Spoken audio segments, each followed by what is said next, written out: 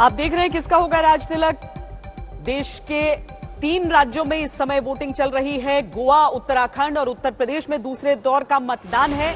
Voting percentage पर एक नजर डाल लेते हैं। अभी तक के जो आंकड़े हमारे सामने आए हैं उसमें यूपी के 55 सीटों पर जहां मतदान जारी है, अमरोहा में वोटिंग की अभी भी सबसे तेज रफ्तार दर्ज की गई है। सुबह 11 बजे तक 23% मतदान यहां पर हो गया। 23% मतदान अमरोहा में पूर्ण हो गया। 11 बजे तक रामपुर में 21.58%, सहारनपुर में 12.46%, 11 बजे तक मुरादाबाद में 10.27%, बदायूं में 9.68% वोटिंग हुई है। 55 सीटों पर जो मतदान जारी है, अब वो पूरा दायरा देख लीजिए कि लगभग 9:30 से लेकर 23% तक वोटिंग अलग अलग सीटों पर सामने आ रही है। 11 बजे तक का ये आंकड़ा है। अमरोहा में बहुत तेज रफ्तार से सुबह से ही शुरुआत हुई है, बाकी इलाकों में थोड़ा सा धीरे से रफ्तार पकड़ रही है। पिथौरागढ़ 14.8%, रुद्रप्रयाग 12%, मसूरी 20%, उधम सिंह नगर 20.27%। उत्तराखंड के ये आंकड़े हमारे सामने है। 11 बजे तक यहां पर इतनी वोटिंग हो चुकी है। जाहिर है जिन इलाकों में थोड़ा मौसम खुला है वहां पर ज्यादा संख्या में लोग अभी तक निकल रहे हैं। जो ज्यादा पहाड़ी इलाके हैं जहां पर थोड़ा ठंड का प्रकोप ज्यादा है, वहां पर अभी थोड़ा सा कम मतदान प्रतिशत नजर आ रहा है। यूपी, उत्तराखंड, ये तमाम तस्वीरें। और शुरुआत के 2 घंटे में गोवा में 11% वोटिंग हुई थी। वहां का भी अपडेट हम आपको कुछ ही देर में देते हैं। लेकिन जो आंकड़े हैं उन पर एक नजर हम डालते हैं। कंप्यूटर बाबा की थोड़ी सी मदद लेते हैं और दिखाते हैं कि आंकड़े क्या कह रहे हैं। वीआईपी सीटें किस तरह की हैं, बड़े कैंडिडेट्स कौन से हैं, कैसा है मुकाबला आज अलग अलग जगहों पर। और ये तीनों राज्यों पर जरा हम नजर डालेंगे, लेकिन सबसे पहले हम उत्तर प्रदेश को ही देख लेते हैं। दूसरे दौर का मतदान यहां पर 55 सीटों के लिए 9 जिलों की ये 55 सीटें हैं। देखिए, पश्चिमी उत्तर प्रदेश में पहले चरण में मतदान हुआ था, लेकिन उसका ये जो उत्तरी हिस्सा है वहां पर मतदान आज चल रहा है। और बाकी का ये दूसरे चरण की वोटिंग आप देख रहे हैं। सीट गणित जो रहा है,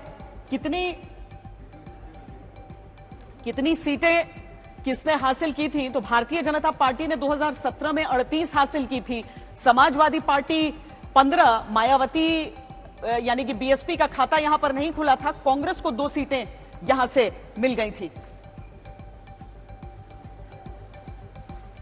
लेकिन देखिए कि महारथी कौन कौन हमारे सामने है। तो इस बार भी मंत्री जो हैं योगी मंत्रिमंडल के, वो बड़ी संख्या में यहां पर हैं। और सिर्फ मंत्री नहीं बल्कि ये भी समझिए कि आजम खान जैसे चेहरे भी यहां पर अहम हो जाते हैं। हम अगले राज्य की ओर रुख कर लेते हैं और अगले राज्य की तस्वीर देखते हैं, यानी कि उत्तराखंड की तस्वीर देखते हैं, जहां पर थोड़ा कंप्यूटर बाबा को भी थोड़ी सी ठंड लग रही है। लेकिन ये देखिए, ये उत्तराखंड की तस्वीर। यहां सीट गणित क्या कहता है इस बार भी? क्या कांग्रेस और भारतीय जनता पार्टी आमने सामने, या फिर आम आदमी पार्टी भी यहां पर अपना दांव उस तरीके से? 70 सीटें कुल यहां पर, जहां पर भारतीय जनता पार्टी ने 56 और कांग्रेस ने 11 सीटें हासिल की थी, 2 अन्य के खाते में गई थी। लेकिन विजय जी, उत्तराखंड में ऐसी जो तस्वीर है, इस बार बीजेपी को भी मालूम है कि इतना आसान यहां पर नहीं होने वाला है। मुद्दे मोदी नाम से आगे बढ़ चुके हैं यहां पर भी। बिल्कुल आपने ठीक कहा कि इस बार उत्तराखंड में भारतीय जनता पार्टी भले ही सरकार बनाने की कोशिश कर रही है और बन जाए, लेकिन इतने जो 56 सीटों का जो नतीजा आप दिखा रहे हैं वो वहां पर नहीं होने वाला। पिछली बार एक तो ये हुआ था कि बड़े पैमाने पर कांग्रेस के जो लोग थे, मंत्री लोग थे, वो भारतीय जनता पार्टी में शामिल हो गए थे और कहा गया था कि मुख्यमंत्री भले ही भारतीय जनता पार्टी का और सरकार कांग्रेस की है। वो बीजेपी में कांग्रेस युक्त बीजेपी की सरकार उस वक्त हुई थी। आप जानते हैं, आप भी उत्तराखंड गए हैं, हम सब लोग गए हैं। उत्तराखंड की सड़कें जो है ना वो बड़ी मुश्किल है, तो वहाँ की पॉलिटिकल रोड भी बहुत मुश्किल है। वहाँ कोई मुख्यमंत्री 22 साल की सरकार में 5 साल पूरे नहीं कर पाया है और हर बार जो है वो पॉलिटिकल रोड मुश्किल है तो ड्राइवर बदलना पड़ता है पॉलिटिकल पार्टीज को।